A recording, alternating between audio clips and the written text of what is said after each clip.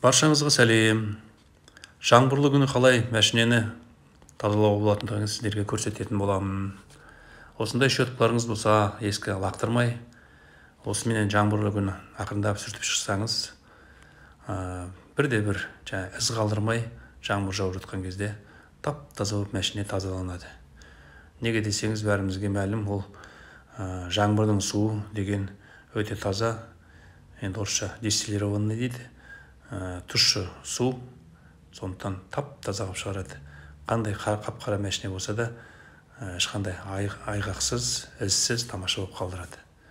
Өздеріңіз көріңіздер.